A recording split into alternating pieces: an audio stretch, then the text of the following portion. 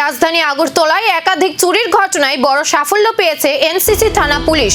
গোপন সূত্রের ভিত্তিতে খেজুরবাগান কাঁঠালতলী এলাকা থেকে কুখ্যাত চোর বাবুল রায়কে গ্রেফতার করা হয়।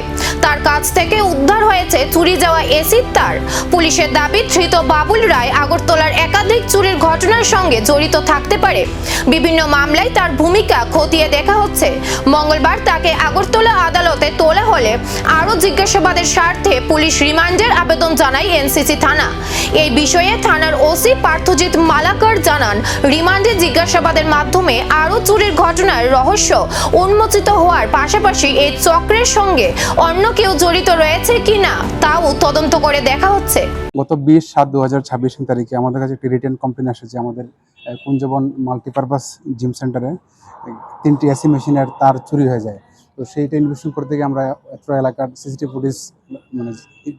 ফুটেজ দেখি এবং একটি ছেলেকে আইডেন্টিফাই করতে সক্ষম হই। পরবর্তী তাকে আমরা গ্রেপ্তার করি এবং তার কাছ থেকে চুরি যাওয়া সমস্ত মালামাল উদ্ধার হয়। তার বাড়ি হচ্ছে কাঁঠালতলী খেজুরবাগান এলাকায় এবং যে আমরা কেস রেজিস্টার করেছি তার নাম্বার 48 NCC 2026 305E BNS এবং prevention of damage public property act আমরা কেস রেজিস্টার করেছি এবং তাকে আমরা আজকে রিমান্ড চেয়ে কোর্টে ফরওয়ার্ড করেছি। সেটা কনফেস করেছে বেশ কিছু জড়িত রয়েছে এবং সেগুলো আমরা ক্রস ভেরিফাই করে দেখছি। সে বছর 3 আগে একবার অ্যারেস্ট হয়েছিল, অনেকদিন জেলাও ছিল এবং পুরো বিষয়টা আমরা অন্য থানার সঙ্গে যোগাযোগ করে দেখছি ওয়ান্টেড রয়েছে কিনা বা ইনভলভ ছিল কিনা। আগে আমরা আপাতত 3 দিনের রিমান্ড চেয়ে পাঠিয়েছি। এক চোরের গ্রেফতারে কি ফাঁস হবে রাজধানীর একাধিক চুরির জাল? সেই উত্তর মিলতে পারে পুলিশের জিজ্ঞাসাবাদে।